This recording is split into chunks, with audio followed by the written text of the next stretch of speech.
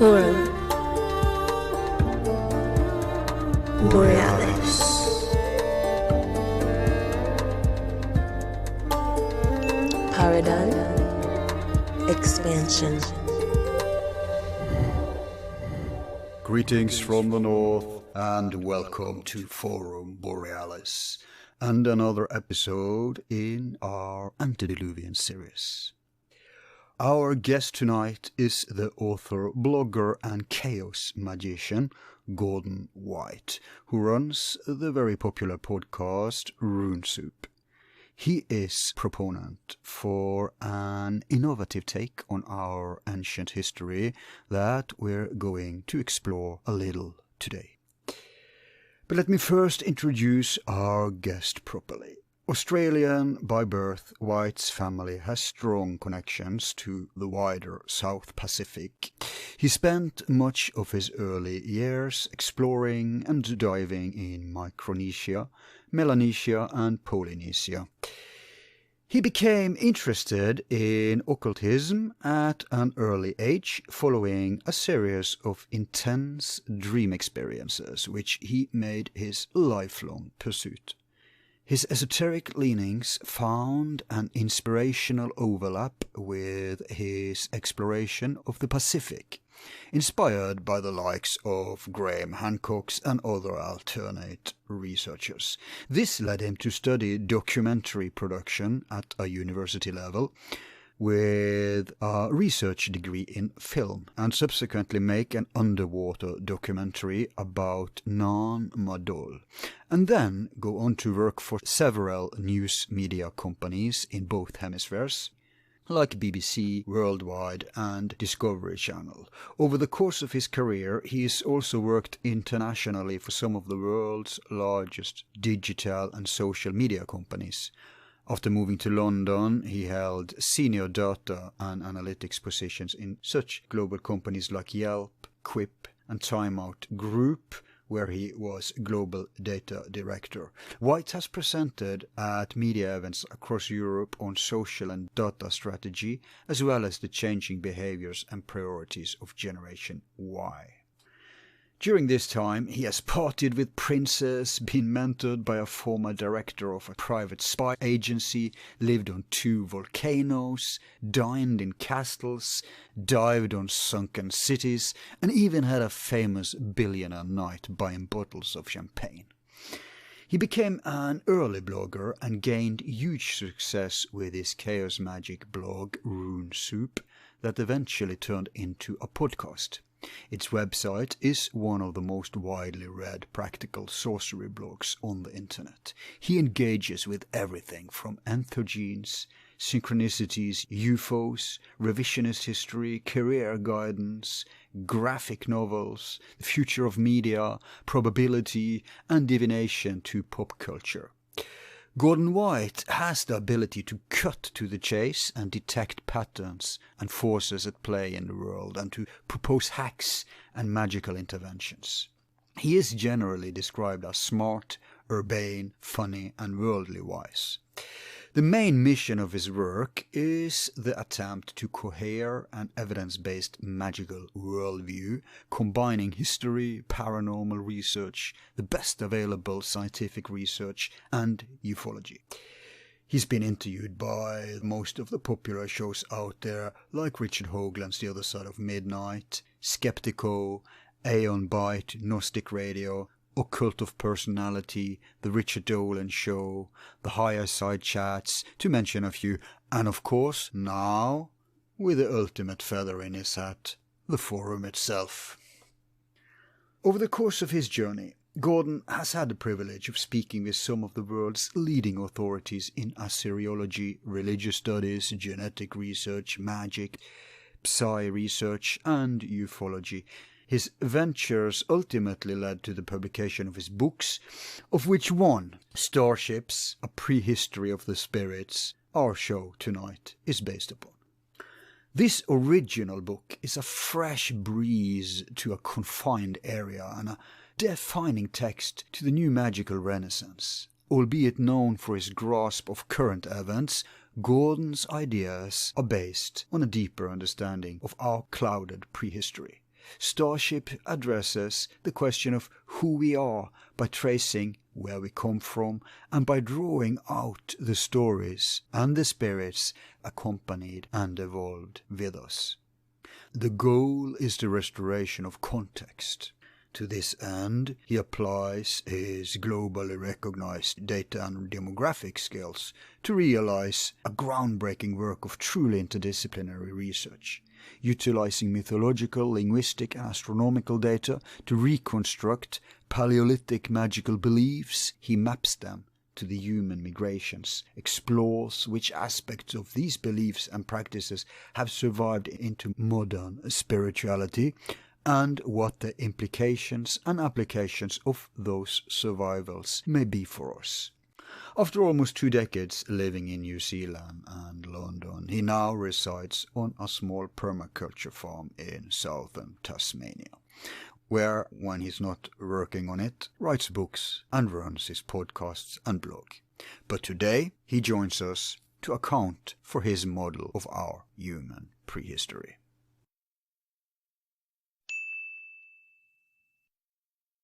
Welcome to Forum Borealis, Gordon. Well, thank you very much. Now the tables are turned, and exactly. You've been on my show. Yeah, for those who don't know. Now I'm on yours, and I think we're maintaining that record of podcast conversations between effectively the Arctic and the Antarctic. That's quite a long call. Yep, we're stretching the tin can cord again. Yeah. But I said to Alex, I used to disregard this podcaster talking to podcaster thing. I never used to listen to that. I had bias against that. I thought it was, like I told him, one wanker jerking off another.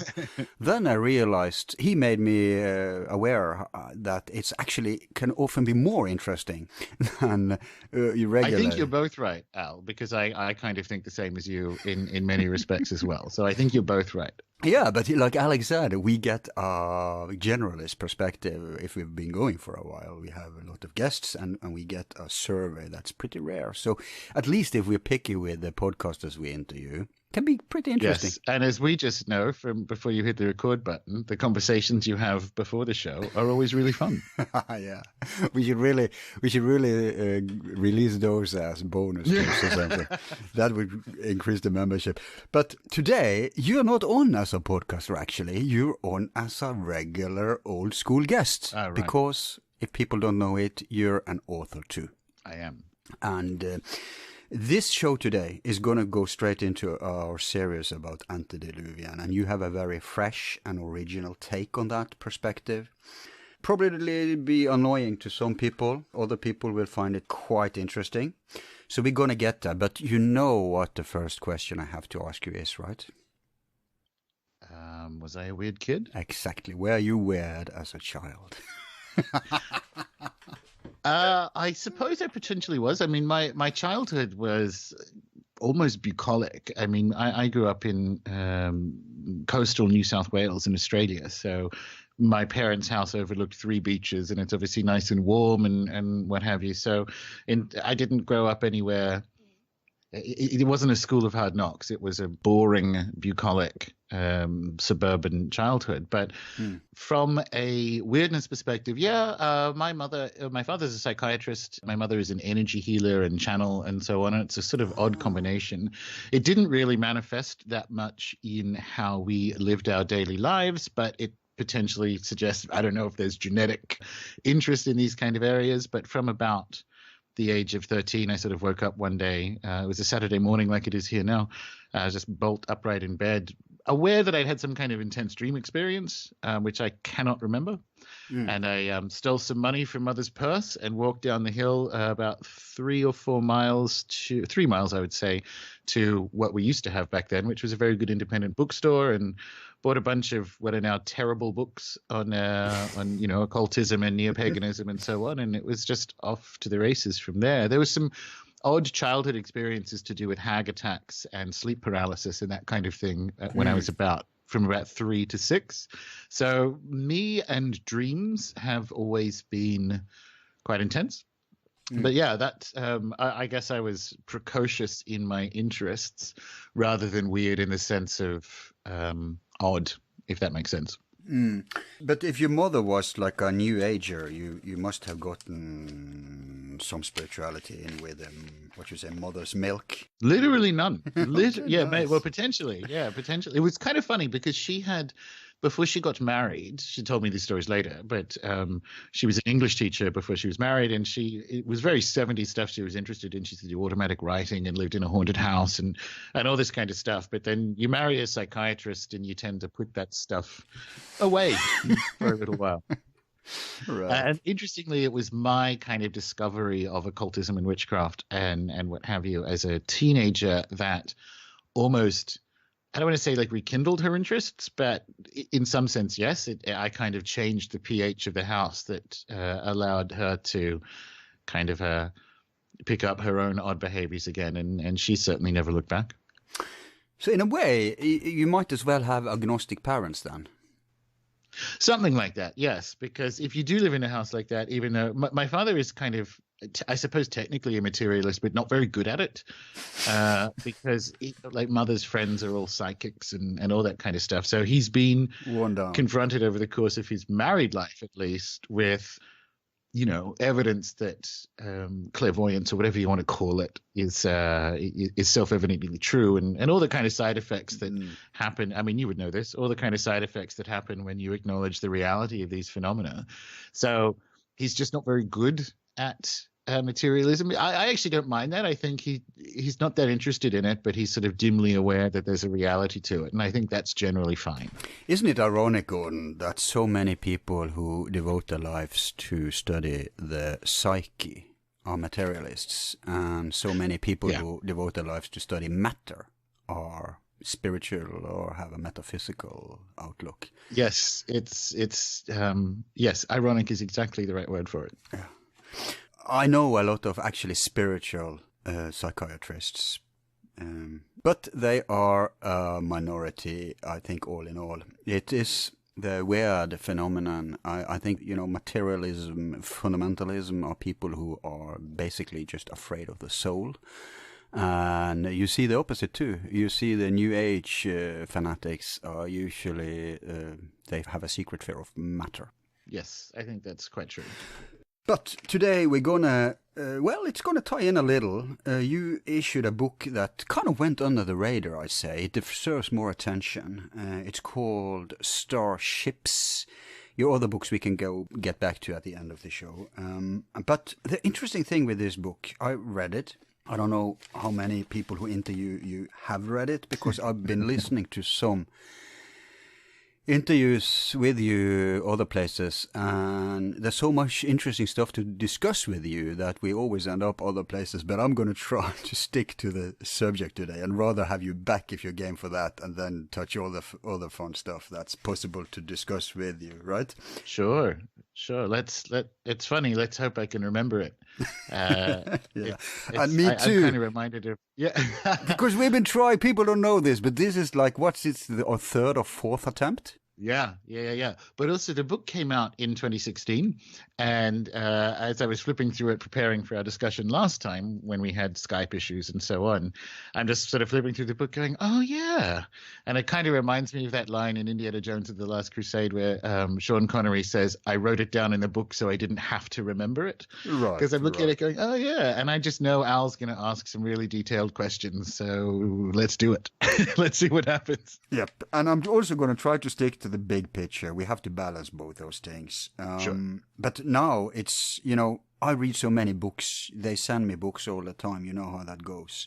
Oh, yes. So if I don't talk with people within a certain window, it's gone from my mind too. But fortunately, I have a lot of notes here. So I'm going to rely on notes today. And the first attempt we had, it's so pity that we didn't get to do it then, because I was very motivated. I have everything alive in my head. I was very enthusiastic about it then. That's kind of gone now. So, but you know, we're professionals, I hope. So we're going to try to involve. It will probably come to us as we discuss, both of us. It will come back to us. The egregore of the book, if you like. Wonderful. Yeah. So I have to say about your book, by the way, that it's very consistent in your dry humor.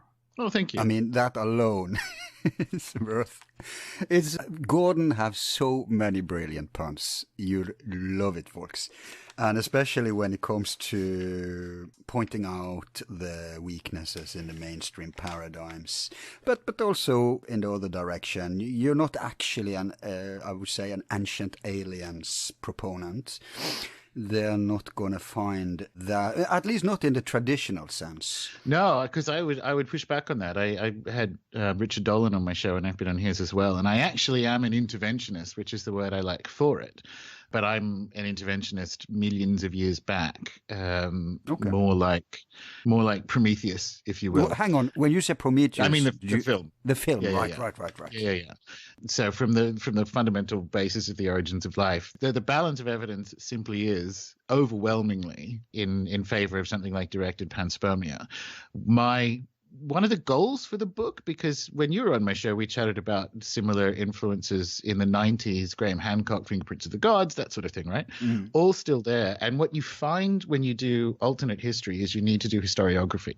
So you need to look at what it is at a point in the timeline the alternate historians are reacting to from a paradigmal perspective, right? Mm. And if you look in aggregate at alternate history, it isn't very good at updating the things that it is reacting to. So there's a lot of bad, but a lot of good stuff in, say, Zecharia Sitchin. So what happens is ancient aliens theory builds on Zecharia Sitchin, but a lot of the things that he marshaled as evidence has subsequently found, I would say, better context in actual archaeology. But the sort of the baseline idea of his, which is that there is something fundamentally odd about the emergence of Sumerian culture, is valid.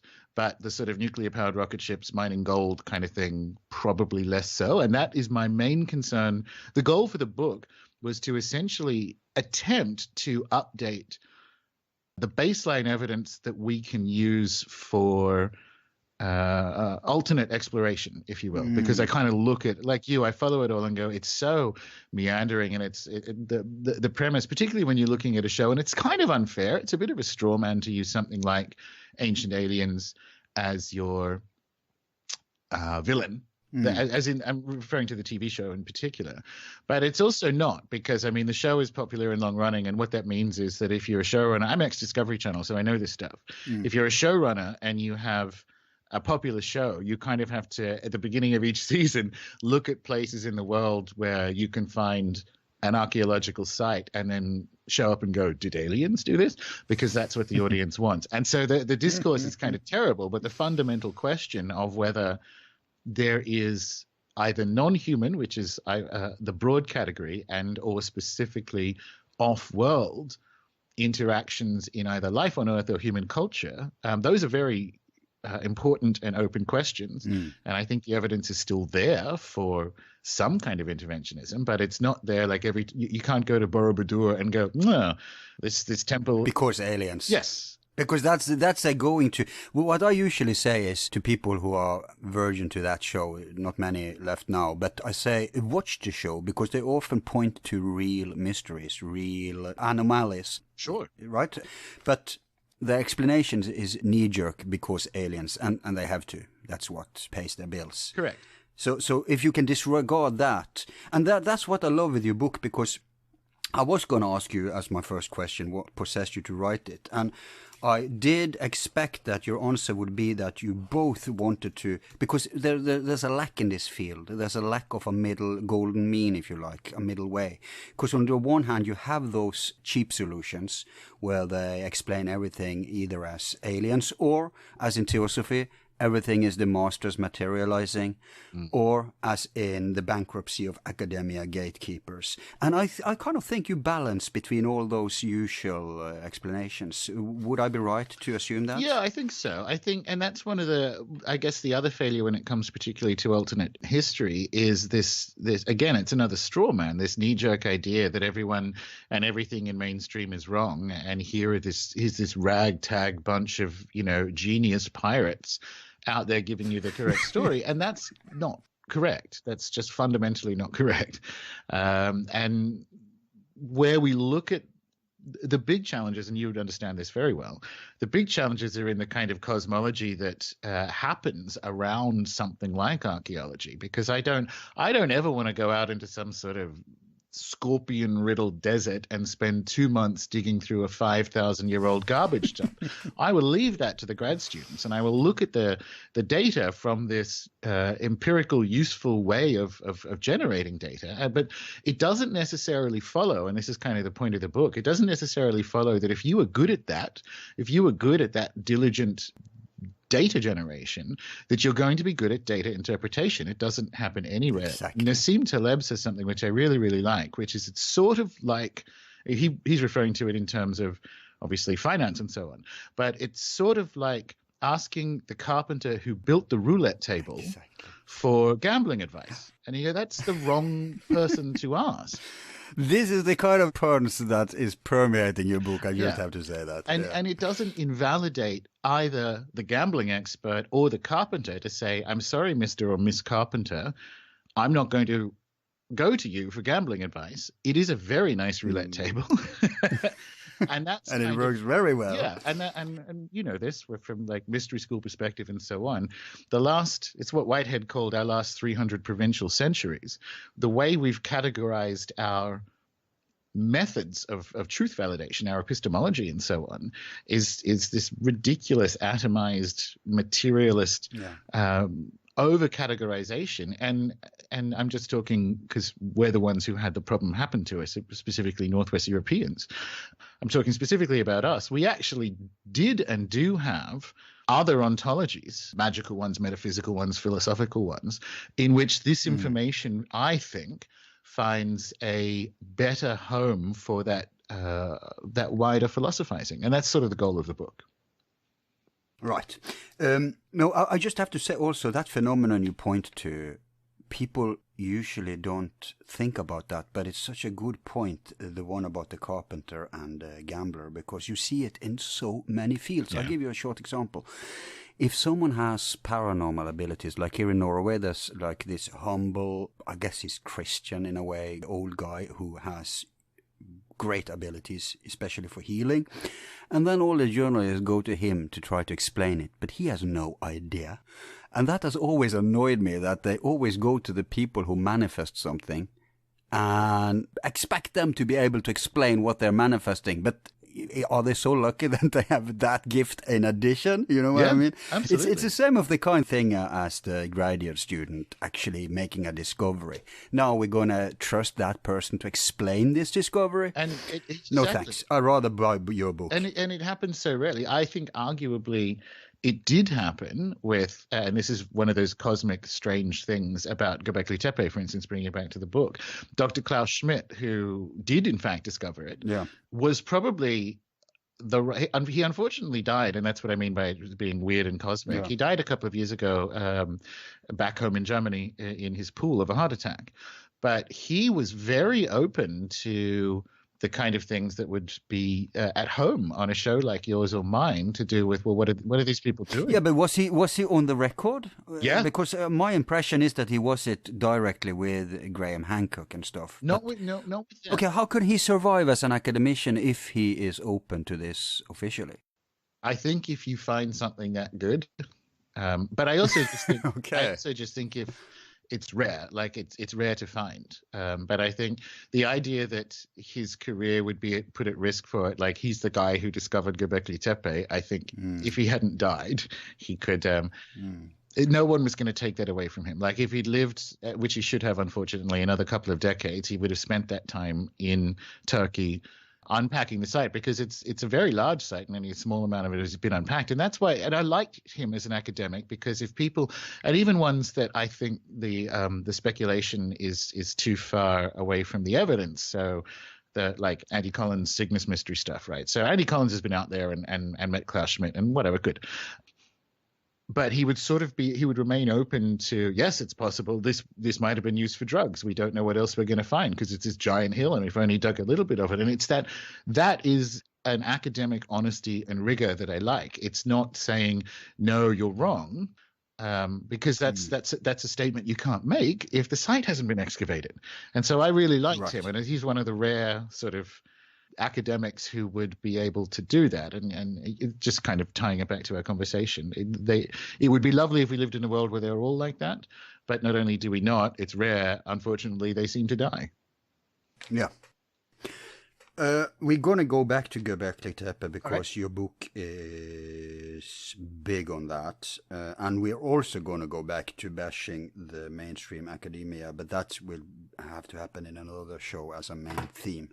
Now, I want to move on here because we have a lot to grab. And I want to start with the big picture. Good. Because we have a problem here in this field. I'd sum it up as mythology vs. history. And many people don't even understand what history is. They regard it as if it's a material science, which it isn't. Like Tobias Schurten told me in a show where I did with him. It's an interpretation art, basically. Mm-hmm.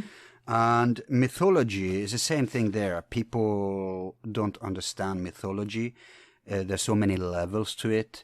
I mean, it's just a pity that that the word myth has been equivalent to lies or untruths. And that's new. When in fact, that's in the last couple of centuries. Yep. That's what one of the things the book hopes to dissolve is we need to realize that we are downstream from some fundamental metaphysical errors that happened with the rise of Cartesianism. And so mythology now is synonymous with lying. And that is just insane. That's truly insane. It's supposed to be a higher truth. Yeah.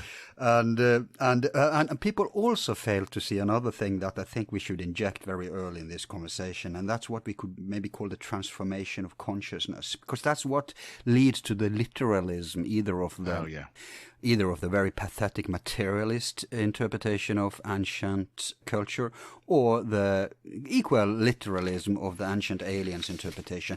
You probably know Sean Jebser. He has a very excellent division of what he calls the archaic consciousness, the mythic consciousness, the magical consciousness, and the technical consciousness that's ruling today. But the trouble is that all human beings have all four aspects of this consciousness in us. We've always had it, although the technical is overstimulated on expense of the others. But to understand the past, I think it's very important also to understand that consciousness isn't the same today as it used to be. And when consciousness is different, so is perception. And that also leads to different manifestations. For example, the language of symbolism, which is so important when we're going to interpret old ancient stuff. Yes. And so that's why I want to start with our perspective about mythology versus history, because if we're going to find explanations for what went down beyond our immediate perspective of history, basically antediluvian as we call it, or before the Ice Age, you have so many explanation models. You of course know the Joe Rogan approach of entheogens, psychedelia, mutation, right? Mm-hmm. And then you have what we have mentioned already, the two basic of materialist, everything started on scratch and we grew to become more advanced. That's debunked just by the facts. Then you have the interventionism thing. Then you have the DNA thing. I'd say that's a way to try to add truth to our... And you examine the linguistics, mm-hmm. you examine symbolism, you examine kind of, I think, also the gene thing.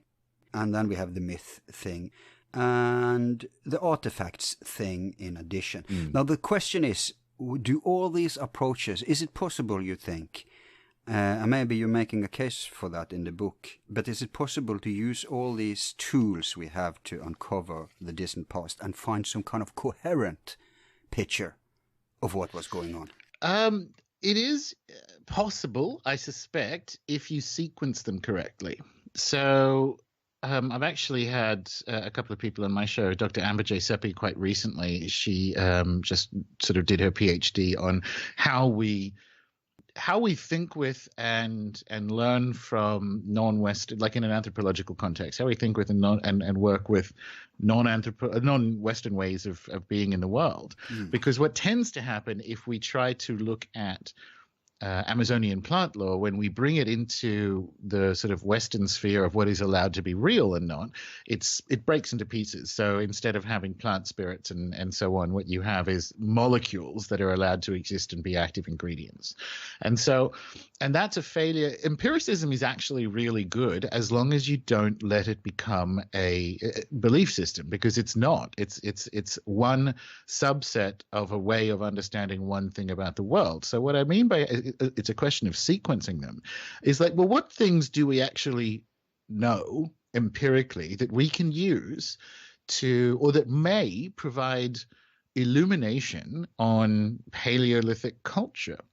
And that's where something we can use DNA and linguistics and so on. We can use the data that's there. And if you just sort of stack them, a picture emerges of far more complex and dare I say more human and more understandable ancestors from the Paleolithic, people we would not completely understand, obviously, but people who look a lot more like us, emerges when we start to look at new ways of interpreting DNA evidence and linguistic evidence and mythological and archaeological evidence. And that's sort of the goal of the book. So yes, I think we can. And it's been one of those fundamental errors that emerged in the last 300 years, particularly with the rise of imperial thinking, where if your culture didn't look like London, you were crap. Yeah, but also from the lack of interdisciplinary approach. Absolutely. It's a scandal that's not the go-to position. Yes. So, and the thing is, and what I find eternally frustrating is this kind of V. Gordon Child model of civilization going from less complex to more complex technologically, which is the sort of mid-20th century modernist way of viewing history, is wrong. And you will not find a historian or archaeologist today who will subscribe to it, but that structure is nevertheless in their head. They can't get away from it because it's in our heads. So they know that that's racist. They know that the evidence doesn't match it. But nevertheless, if you're looking at how people interpret Paleolithic cultures or Denisovans or Neanderthals or so on, they don't start from the idea of, well, these are complex hominins like us. They still start from this, they're crap and they probably didn't even have language, and go from there. So the imperial hijack is still baked into their mind, even if publicly they learn, and it's correct, even if publicly they learn this turned out to be a racist idea. And a lot of anthropology and archaeology in the 19th and early 20th century is sort of the handmaiden of empire, because it gave scientific justification for why the French and the British and whatever governed over all these brown people in the global south. And so they know all that, and that's all true. But nevertheless, there's a structural hijack in the back of their minds, and it's because they're not allowed to, or they haven't personally examined their foundational metaphysics about does matter have an interiority, what is spirit, all that kind of stuff. And we have this is coming back to what I like about empiricism and in fact Skeptico, which we were talking about prior to hitting the record button. We're in this situation where empirically we have the evidence that empiricism is insufficient for describing reality. Like, empiricism has brought us right up to the edge, and we have near-death encounters, after-death communication, telepathy. We have all these kind of things that are empirically observed. Yeah, just for the listener who aren't familiar with the term empiricism, give them a short explanation. Oh, sure. So empiricism is a like a sequence of it's a premise. Empiricism is a premise that you can find out true things about reality based on sense data, and when you weaponize that further, you get to the point where the only things that exist are things that we can observe with sense data. So empiricism is kind of this premise that allows things like the scientific method to exist, and we can certainly learn things about reality from sense data and scientific methods and so on. But so that's not the problem. The problem is when you take it that next step. And by the way, this is a logical fallacy, which is hilarious to me, because if you say nothing exists beyond sense data, that statement exists beyond sense data. So the only thing that doesn't exist beyond sense data is the reality that nothing exists beyond sense data. And I mean, you're big on your mystery school stuff. Like, Aristotle wouldn't have let that through. Like in classical Greece, that's how basic it is. In classical Greece, it would have been like, I'm sorry, get out of the symposium. You have failed. Right. But for some reason, it goes hand in hand with uniformitarianism. And maybe we should give a brief explanation of that too, because it's so important to understand these terms, because these are the ruling schools.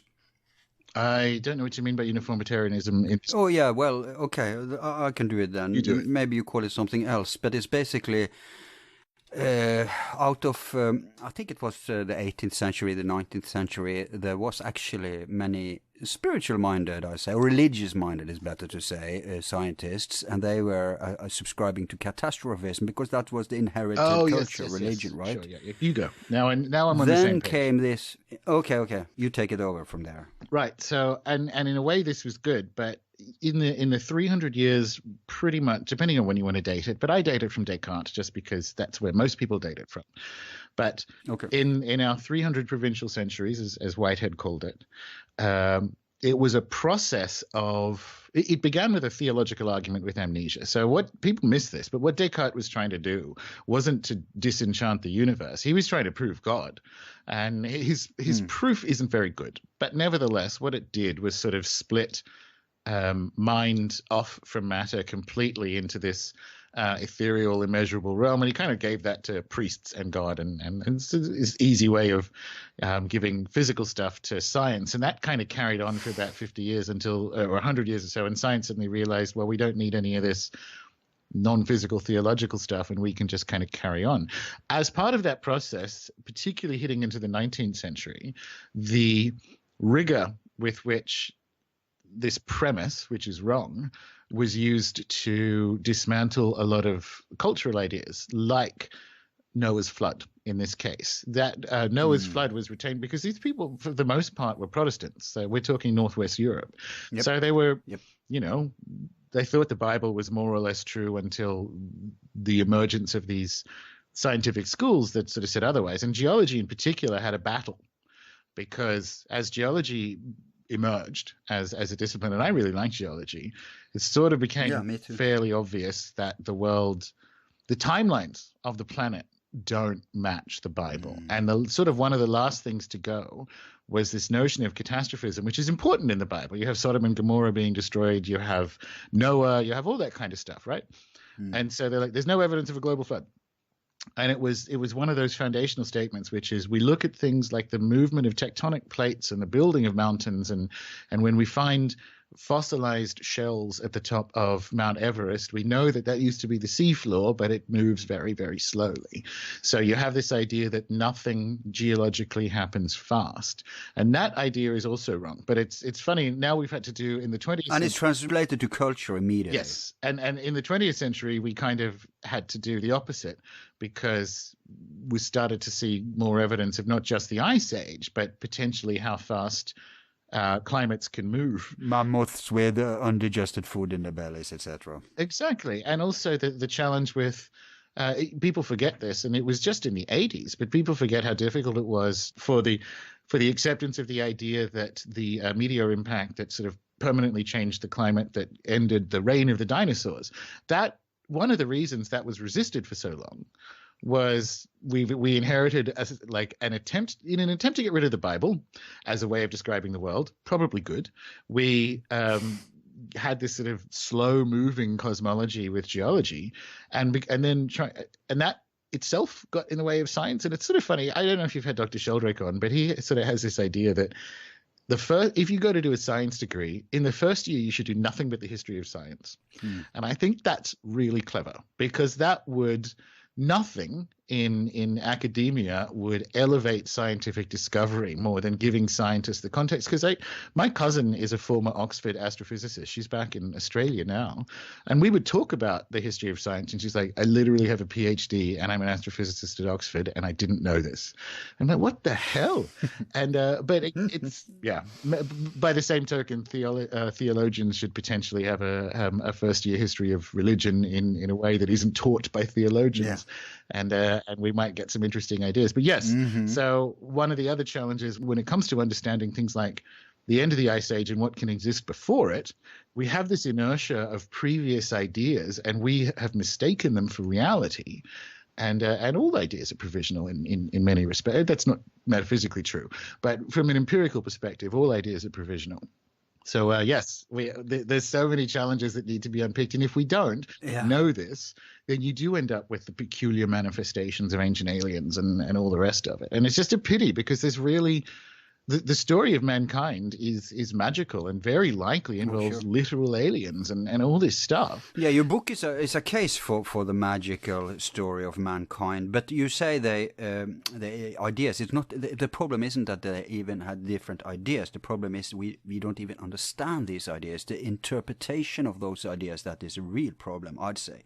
Yes, especially when you put on materialist glasses. So the first attempt we need to do is try to understand the ancient ideas, and that's where we're failing big time. And again, much of what you just criticized is, the baby going out with the bathwater when they wanted to get rid of the Bible stuff. Then also went catastrophism out, which is a healthy balance to the gradual uniformitarianism. And that's also due to lack of interdisciplinary approach. Yes. Because, like you said, geology, it came into the scene and it cleaned up, but then it became fundamentalism. But today, geology is having that second redemption function, because even today it's starting to disprove the cult of archaeology and Egyptology and stuff. Geology can actually be the answer for us to restore the record, because because people wouldn't probably think it, but archaeology and parts of anthropology and especially Egyptology has become materialist sects, and very simpleton sects even. Yeah, I would say completely void of any materialist science. So geology can, I think, be used as one tool to restore the record, is all I'm saying. Yes, I think so. Yeah. Rocks are hot again. And it's funny because geology has landed once again in the cosmological hot seat. So rather than the Bible, you have, and whatever you think about climate change and warming Earths and so on, you have actual scientific disciplines that have evidence to contribute to that level of analysis. So I kind of see that as a sort of redux again of geology, not versus the Bible, but geology and a biblical way of life exploring each other. There's something about rocks that keep coming back to I don't know what's the word I'm looking for here. That keep coming back to highlight where our cosmologies may have shortcomings. Well put. In your book, you have a very central concept that we should seize immediately. It's what we could call the Pangaean, the Laurasian, and the Gondwana culture. And you mentioned Gordon Childe, but I think it's important in light of your book, because it seems that you're relying heavily on him, also to mention Dr. Witzel. Yes, sure. Maybe you could start there. What's the difference between these chaps, and why should we know about who they are? So Dr. Witzel wrote a book called On the Origins of the World's Mythologies about, what is it now? So about almost 10 years ago. And he's retired, but he was a Harvard Indologist, so studying the Vedas and India and so on, right? And he wrote this book, and it's marvelous, and it's one of those books you could only write at the end of an academic career. Because if you spend an entire career looking at the mythologies of the world, and he did, there's sort of things, particularly as his career would have spanned, say, the last 2 decades of the 20th century and a bit of the 21st, right?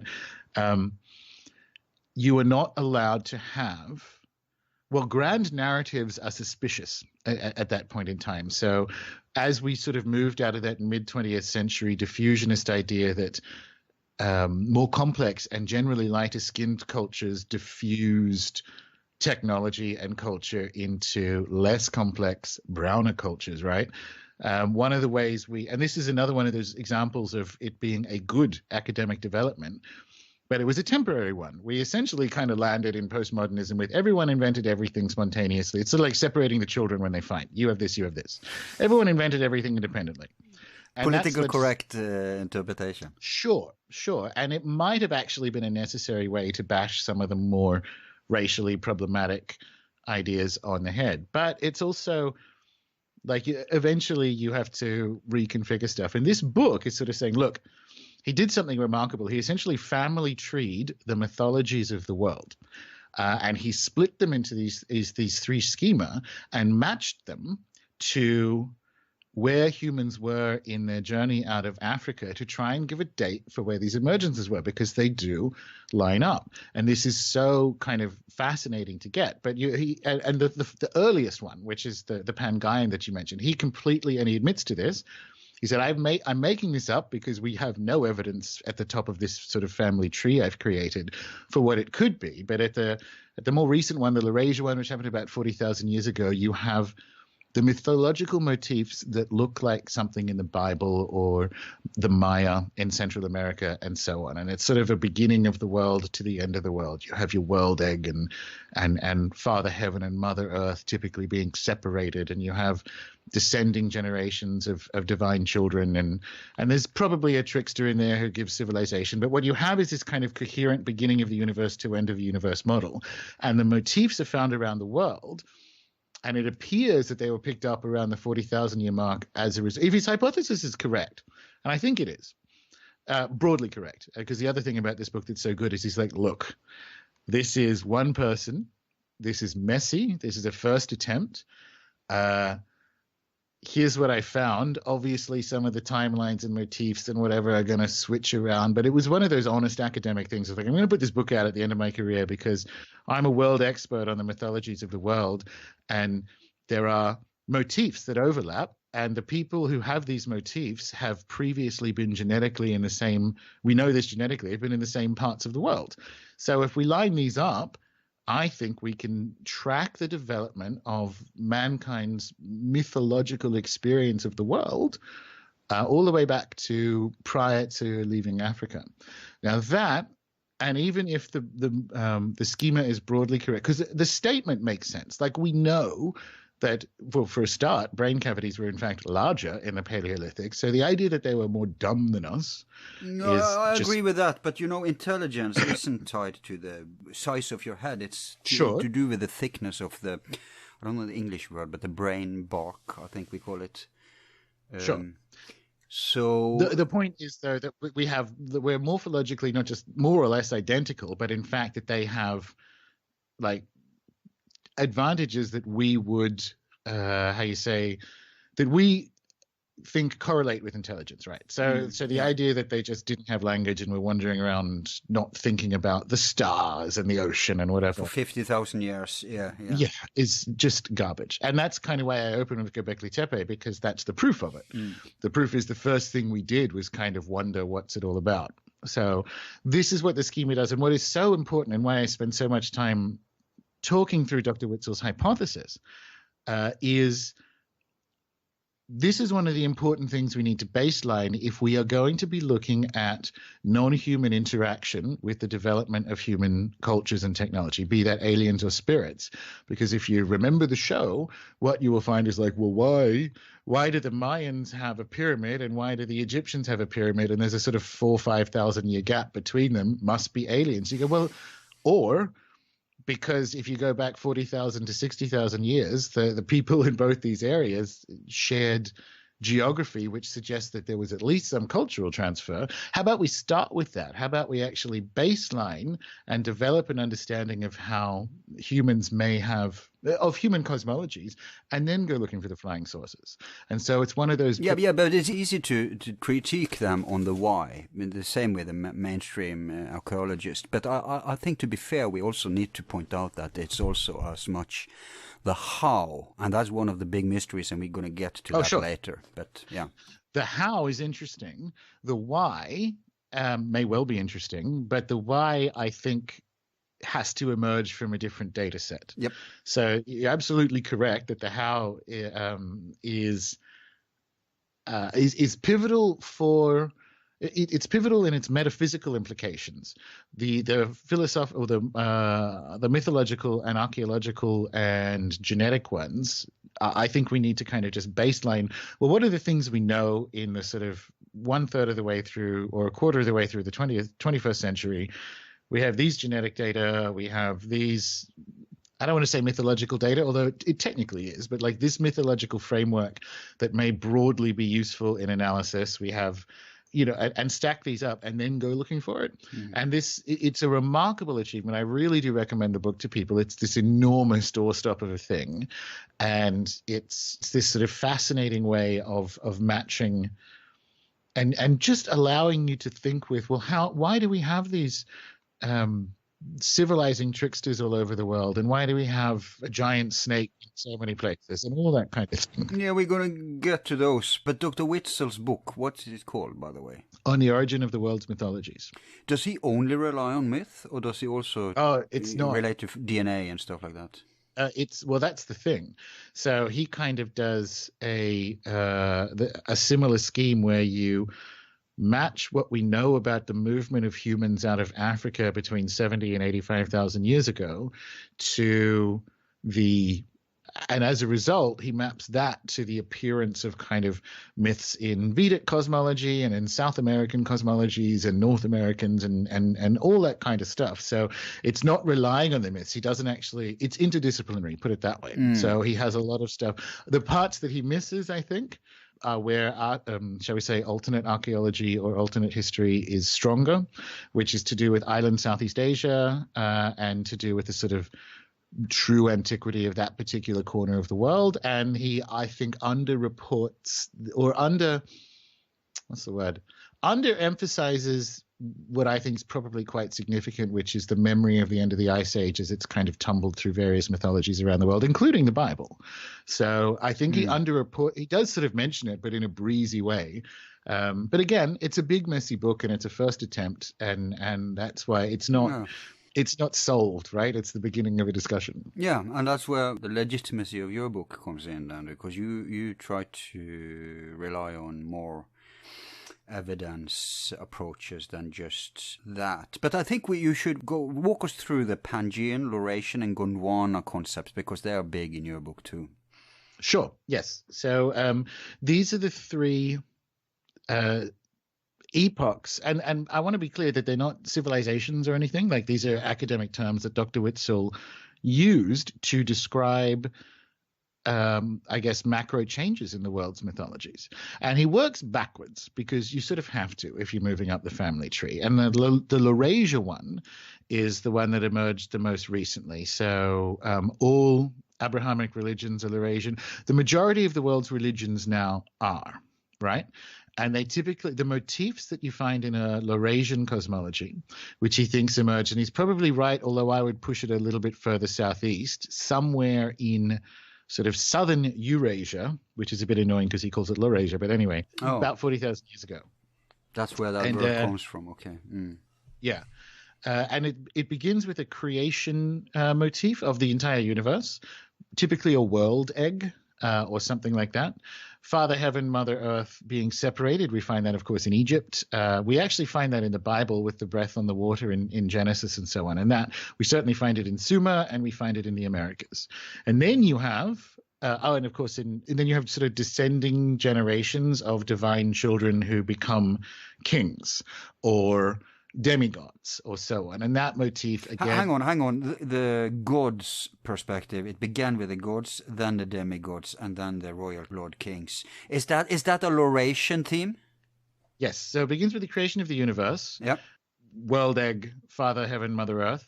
And we can use the Egyptian one is illustrative for this, right? Okay. Because what you have there is gods and demigods, and then humans in this, or Sumer is the same, kind of descending down into the human era. And you find that again in the Americas, you find that in the Vedas, you find that in Egypt, you find that in the Bible with the long lengths of the antediluvian patriarchs. Sure.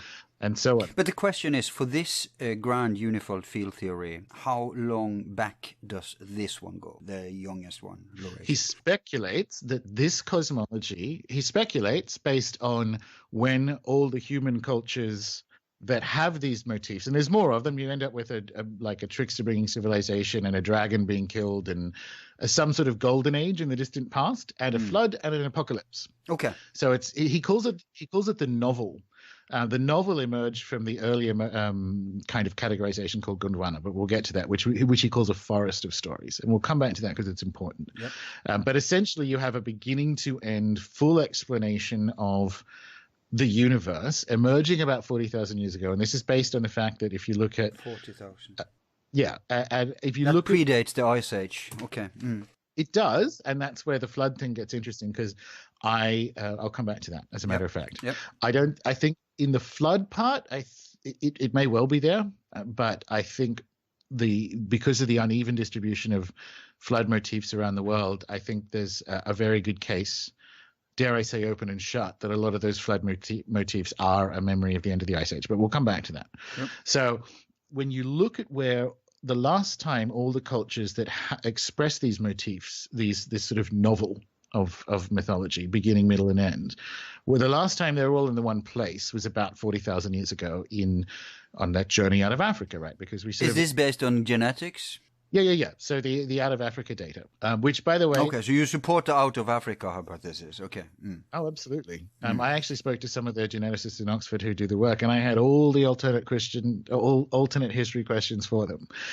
It doesn't tell us, because the failing with people's understanding of the out of Africa research is that they think it's the same as the mitochondrial Eve research or the origins of mankind in Africa research. Both of those things are not necessarily correct, put it that way. But what you have, it's actually a very simple process. It's just quite expensive to kind of do mtDNA tests of people around the world and kind of guess. Because it's highly mutative, it's an underreported guess of 70,000 years, but a group of people left Africa between 70 and 85,000 years ago, kind of turned right and jogged along the coast of India down into Southeast Asia and basically got to Australia within a few thousand years. How long back do they say this happened then? Well, that's the trouble, because mitochondrial DNA it's very good as a marker for this reason, but it's so mutative, that you have to actually shrink the generations. Because I asked them this, because here's the thing: mitochondrial Eve, we have an African woman of about 75,000 years ago, right? It's not mitochondrial Adam. Genetic Adam, so the last kind of universal father of people who lived outside of Africa, is in a different part, so it's sort of southwest of where we think mitochondrial Eve was, and is 105,000 years ago last time I looked. So I asked, why is there a 35,000 year gap between the last kind of universal father, as far as we can tell, and universal mother? And I was in Oxford asking these guys this for research for the book, and I said, well, it costs about $100 per sample to do kind of like paternal lineage, and it costs $1.50 per sample to do mitochondrial lineage. So we have so much more for that. So trivial. We have so much more tracking mothers and grandmothers back, but that DNA is more mutative. So what they have to do is underreport each generation. So when the scientists are talking about it, they say we left 70,000 years ago. They mean that is the latest possible time we've left, but there's a 30,000 year window in that. So because they have to shrink the generations to kind of mathematically guess at the mutation rate, it's between 70 and 100,000 that we left Africa. People who don't live in Africa are descended from this expedition sometime between 70 and 100,000 years ago. My next questions are as followed. I'm like, would we be able to find people who had left earlier and died? And they said, no, obviously not, because we wouldn't have any. It'd be like looking for a needle in a haystack to try and find those motifs if you didn't have any of the data from a campfire site somewhere or all that kind of thing. So I had all the questions that, and this is kind of one of those points about, well, let's get the science right before we do the alternative explanation. So I had all those questions. Yeah, important. Yeah, because there are, and I know them, particularly in Australia, there are sites in Australia that are not just a little bit older, like tens of thousands of years, 150. We have off the coast of Cairns, which is in Queensland, we have a change in the chemical composition of pollen found in the seafloor, which indicates artificial burning. It's 150,000 years old. So they're completely fine with this. They're like, it's not the scientists doing the research. It's when you get to quote unquote science journalism, which is essentially just idiots republishing press releases, that we get errors in the story. Because I brought all this stuff up and they're like, yeah. Like, what do you want me to tell you? Like, these data show that the people who are alive outside of Africa are descended from this expedition. So the data are good, and it tells us only that. It doesn't tell us how humans were made. It doesn't tell us where humans were made. It doesn't tell us if that happened only once. It doesn't tell us any of that stuff. It just tells us how people moved around the planet, whether it was populated by others or not, over that particular journey. So to see if I get this straight then, so it's not an origin, it's not a genesis explanation, but it says that those who are alive today at one point can be tracked back, reduced to having wandered out of Africa at one point. Maybe several points, maybe many strains died out, but that's all they can say. Yes, it is just... And that's 105,000 years ago. Between 70 and 105,000 years ago, a small group of people left Africa, turned right, jogged along the coast, got to Southeast Asia, Southeast Asia, which was, of course, a giant and now sunken continent, which is kind of the point of the book at the time. And it was from there that we can fold in the linguistic data and start to see that was the first instance of technological complexity, increase in technological complexity that we can measure with linguistics on that journey outside of Africa. And it lines up with the emergence in Dr. Witzel's research of the Laurasian novel. Now, he puts it somewhere in India, but of course, he's an Indologist. Of course, he's going to put it in India, right? He was probably unfamiliar with the Berkeley research that shows that. And this is the kind of stacking of it that gives you... So what the Laurasian mythology might be, let's put it in antediluvian alternate history terms. What the emergence of the Laurasian mythology may broadly indicate is, in fact, shall we say, the beginnings of quote-unquote Atlantean civilization, not its end. Okay, but before we go on with the Laurasian, Pangaean, and Gondwana, which is very central, and we're going to explore, I still want to explore this detour a little more, because it's important. Because did you ask them, what about the Neanderthals? And before you answer, because it's so important, because today we know that people living in Africa are the only people south of Sahara who doesn't have the DNA of the Neanderthals. And I want to say one more thing. When you point to the racial, and I'll also say cultural bias that is so permeating this field, there is an even worse case, and that is precisely the Neanderthals, because they have to latch onto the notion that they are a different species, because they started out, depicting them as sub-monkeys. And then evidence has forced. Oh, they had advanced thinking, they had burial, they had religion, they had music, they had matriarchy, etc., etc. I think we got Western magic from them. So we have Neanderthal caves in Europe that are basically magic circles. Right. So I if you look at the fact, like, I don't even... And that predates 100,000 years, doesn't it? Yeah. Well, see, this is an excellent question, Al, because we have two sort of like speciation challenges when it comes to other hominins. Right? Because one, we keep finding them. So if you're kind of looking at before the end of the Ice Age, it's like some sort of Lord of the Rings world. We have hobbits, we have all these different kind of like broadly giants. And as I'm sure you're aware, because if you're asking the Neanderthal question, there are some alternate researchers and even some just rogue mainstream ones who are like, look, I don't think the Neanderthal and us are different species. How can they be? As long as we know we found children that are mixes. We know that. So this is a speciation challenge. This is actually one of those imperial categorization challenges that it impacts all biology. Exactly. So you're absolutely correct on that. Now, did I ask them about it? I did, but I asked a very specific question because I'm not going to argue with Oxford geneticists about like I think that which I do. No. But like I think this is an over-described morphological difference. I don't think it's a different species. Same thing I expect we'll find with the Denisovans. What I did ask them and what I did find out, because here's the other kind of challenge. We call the Denisovans because they were found, a finger bone was found in a cave in effectively Siberia. And Siberia is again one of those places where you kind of think cavemen live.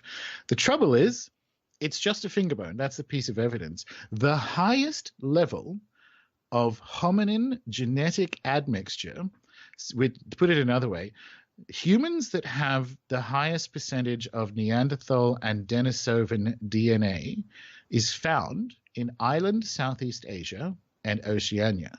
Now, if you have the highest level of genetic admixture, what it means is that you have the longest period of time in which Denisovans and Neanderthal and us banged and had children.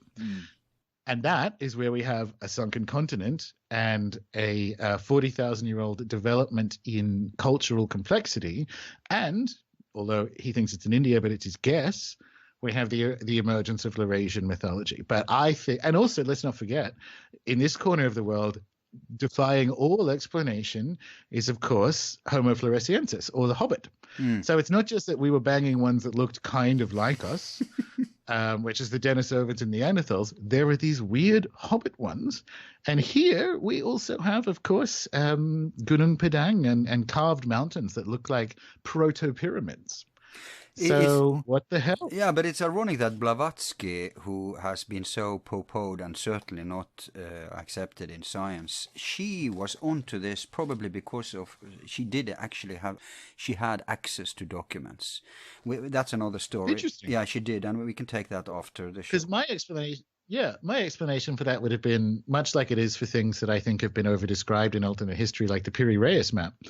What if it was remote viewing? Like, we have the evidence for that. Maybe it's a case of both. Maybe she had some real documents and she got higher inspiration. But the point is, she said all this in her last edition of The Secret Doctrine. If you read it, it's so redemption and fun to read, because although no matter what we think of her paradigm and her project, she really went into battle with the Darwinists of her time, and she raised many good points. And I've been onto the Neanderthal thing ever since I read that at the age of 16. Nice. And I've just seen science confirm her claim, which was that it was just, I think she argued actually that they had what we called English disease. I'm not sure what it translates to. You probably don't call it that.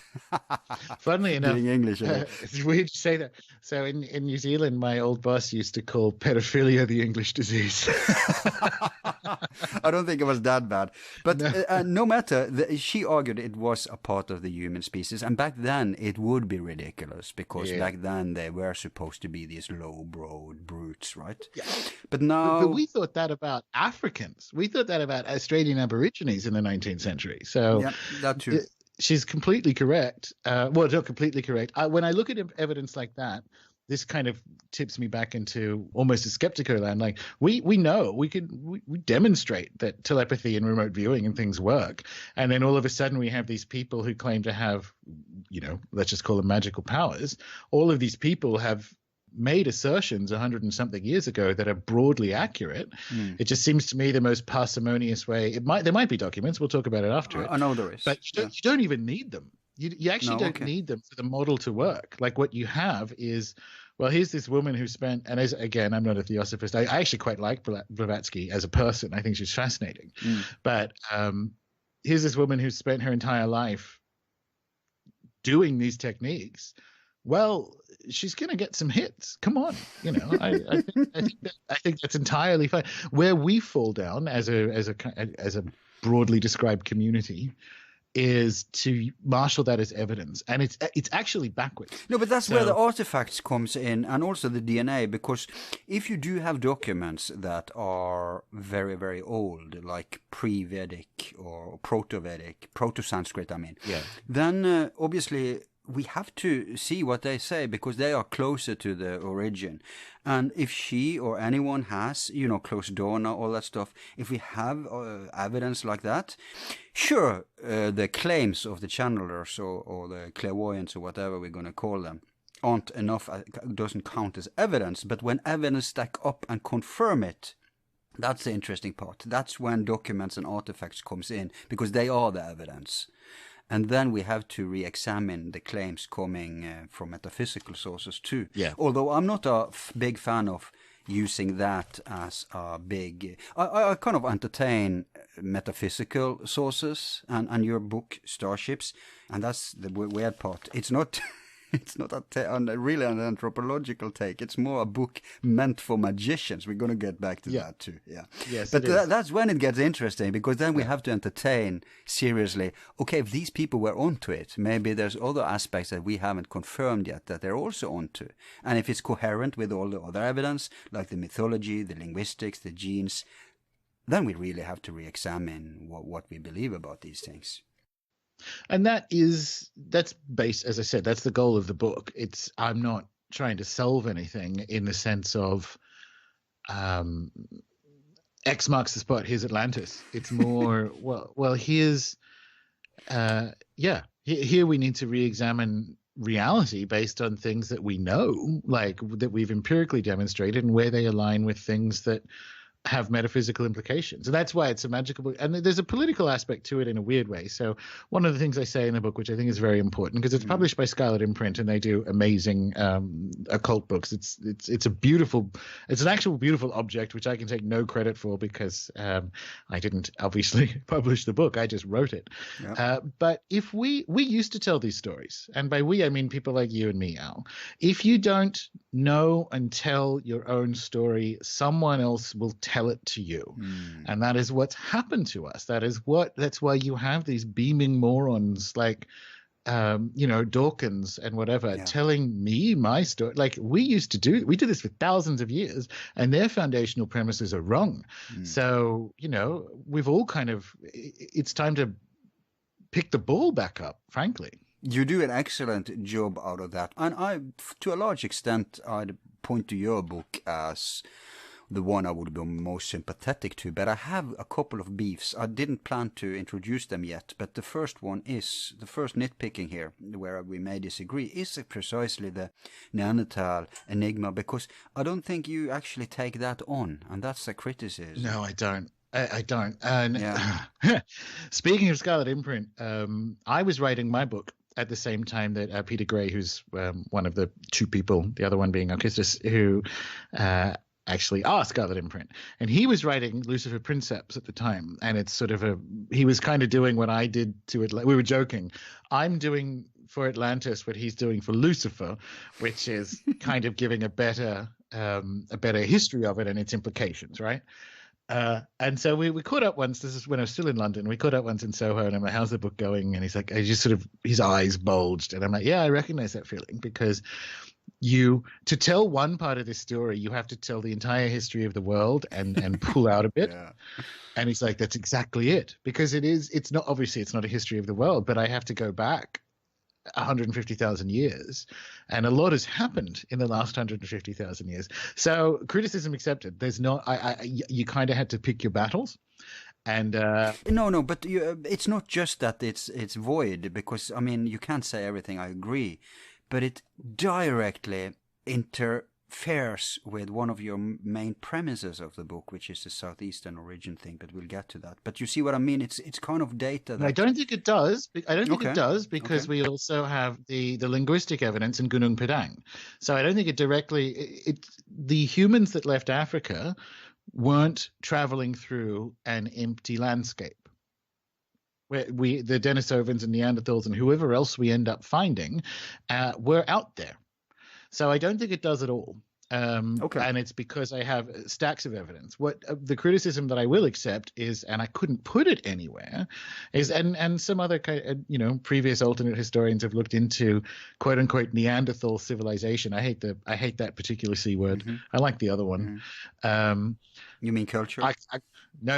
I was making a rude joke. Oh, yeah. Never mind. Yeah. Okay. Move on. Yeah.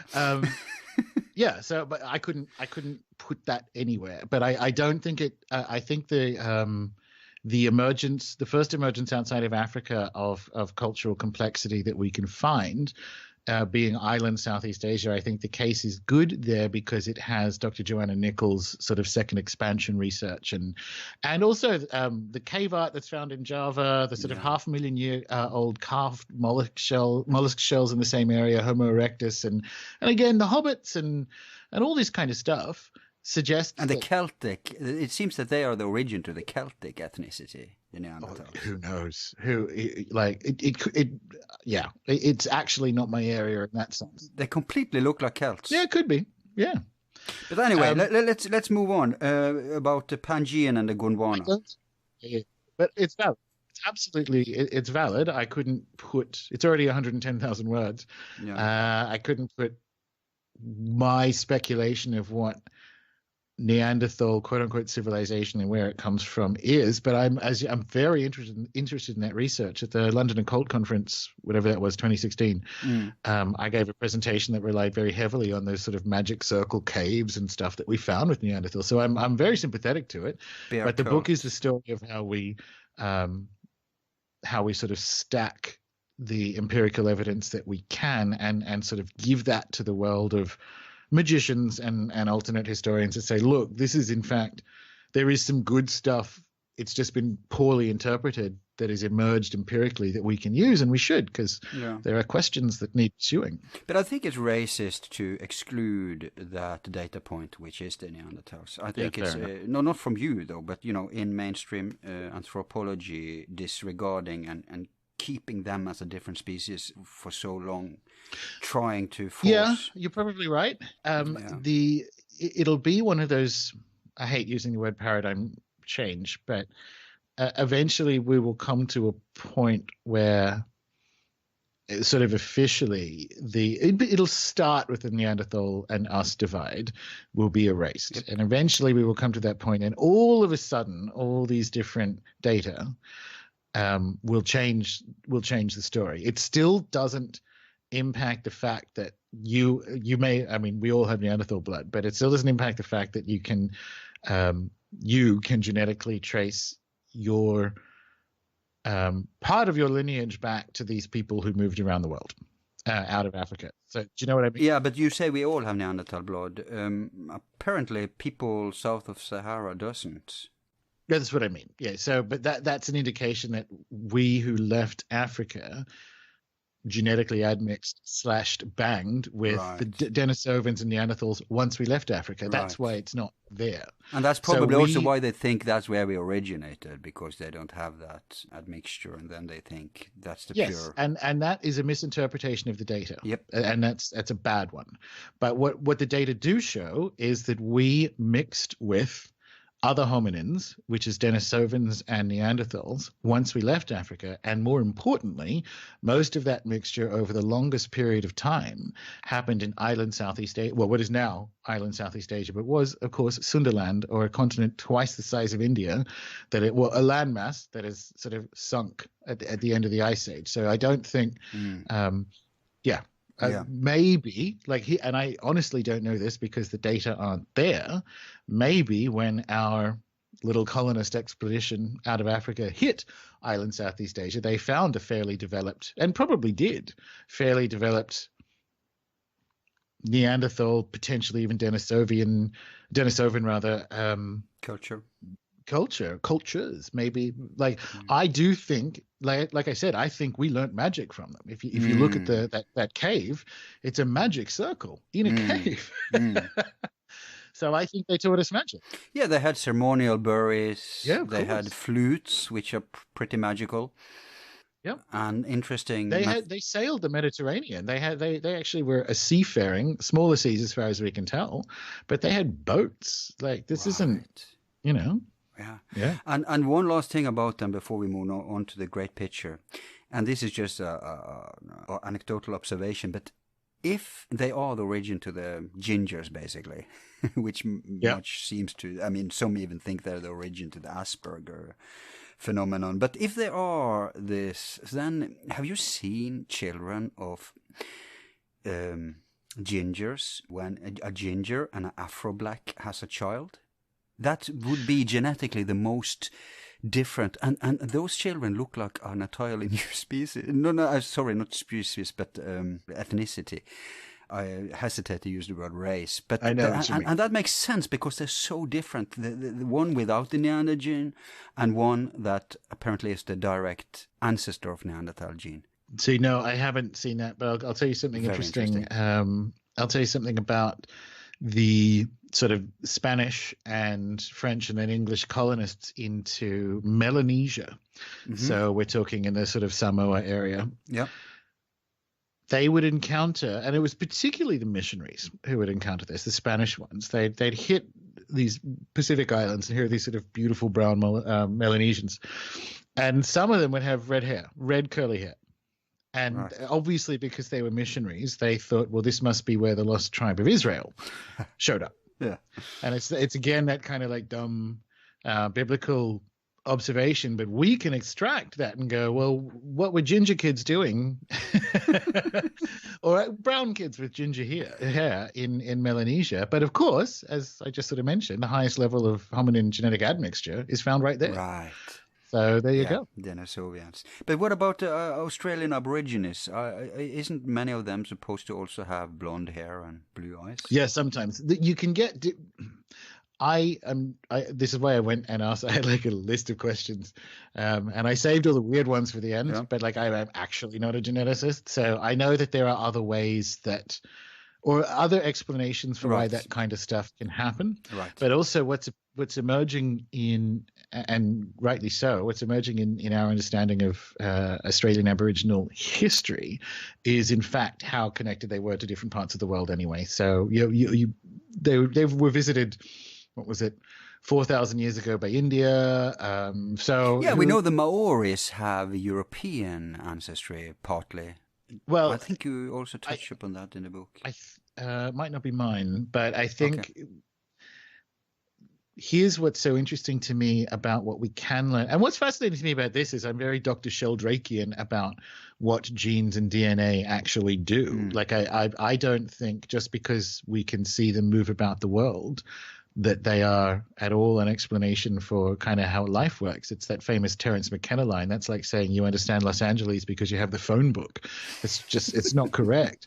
But like, it's still data. And one of the things it is very useful for is showing how populations may have moved historically. And so you hit the ideological problem. And that's why I like the geneticists so much, is they don't care what the historians think, because history is a humanities subject, and they actually have...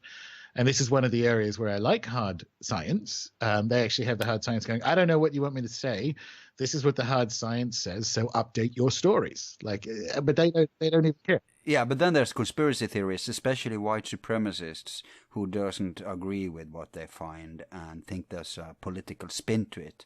But you actually say it's the opposite. They do as the geologists. They just say this is what we found and deal with it. Yes, because one of the geneticists I spoke to, I was talking particularly about Egypt, and he said, look, and we're in Oxford and we're sort of around the corner from the Ashmolean. And he's like, look, it's a humanities subject, because I was sort of telling him about some of the geological information and whatever. And he said, look, it's a humanities subject.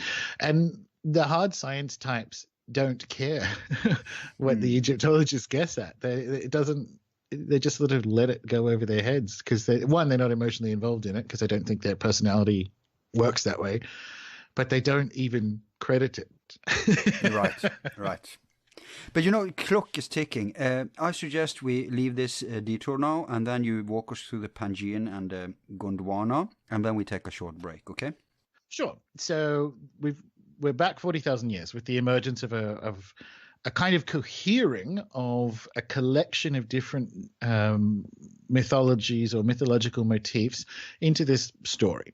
Now, that emerged out of the sort of layer, if you will, before it. And this is the belief system that Dr. Witzel thinks we had with us when we left Africa. And so he thinks it happened. This one maybe goes back about 65,000 years. And it's a...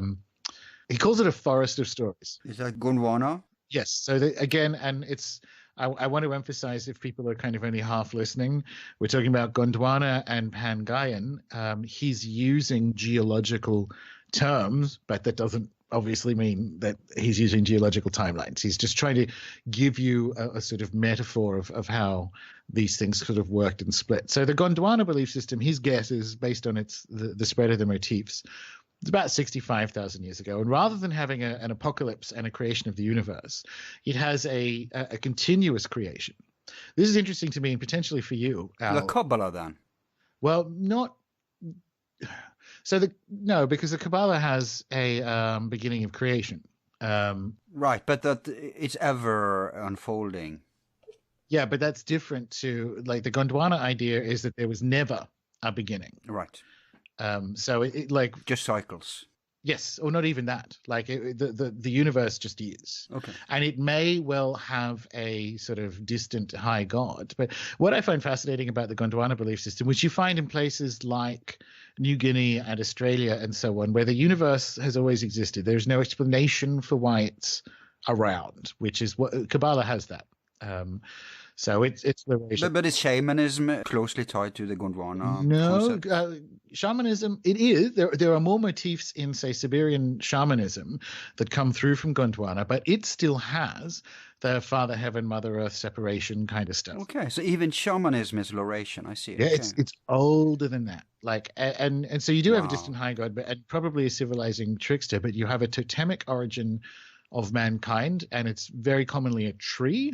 So as you can kind of see, these motifs will show up in Laurasia, and then, well, we're in Laurasian mythologies now, but like if you family tree them back and look for the things that are the most universal, you have civilizing trickster, distant high god, a non-beginning to the universe, which I find, and I know you like this kind of stuff as well, I find interesting from a kind of classical Greek metaphysical perspective, because that was the question. One of the questions was, has it always existed?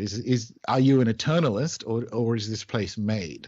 And the earliest belief system we can find, they're essentially eternalists. And you have a distant high god and civilizing trickster, and that's about it in terms of what you can do. So the civilizing trickster has survived into Gondwana. Oh, backwards, 65,000. It gets better. Yes. Wow.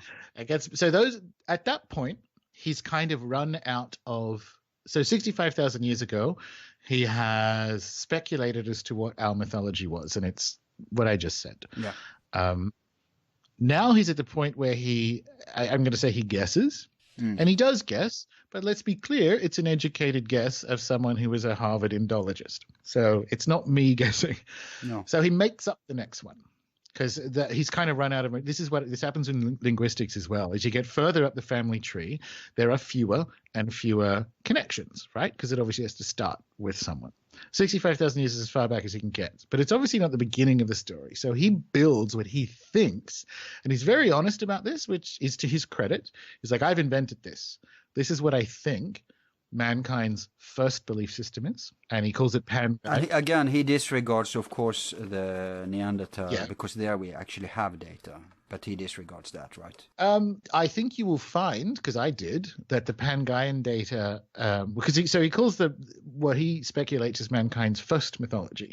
So what we thought of in Africa before or how we experienced the world is a better way of describing that, before we left, right? And he says this is probably about 150,000 years old. And again, guess, right? He means the origin of the Pangaean, or... Yeah. And I would speculate it's much, much earlier than that. But he gives it that.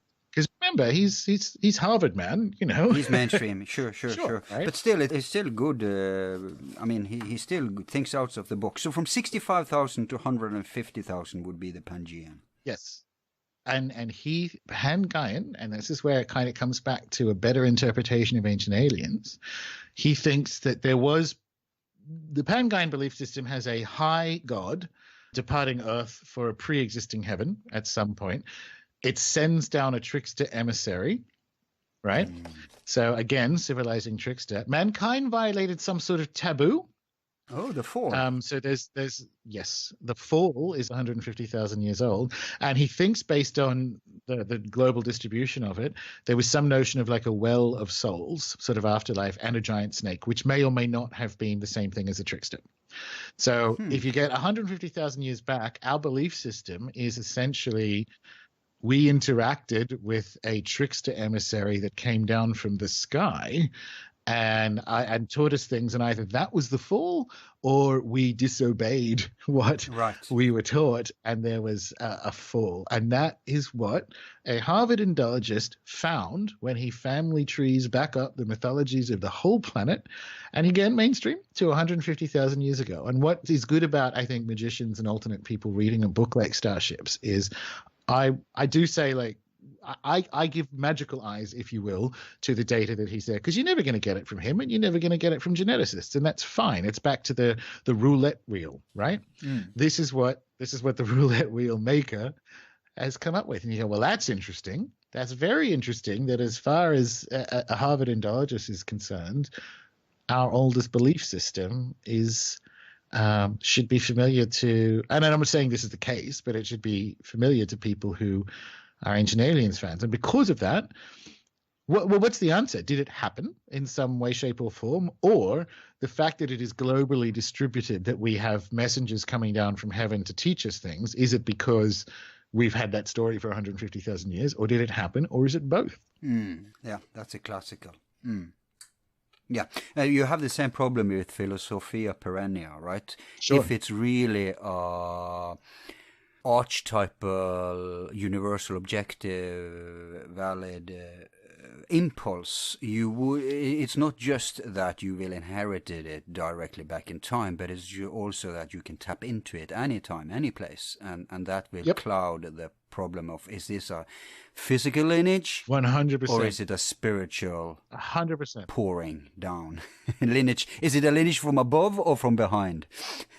And we absolutely, and I have that real problem with a lot of alternate history, because they have sort of swallowed the materialist line before they began their work, so that they have to stretch the credulity available in the evidence to say that you have evidence, like, I don't know, like a secret society that lasts thousands of years or whatever like that.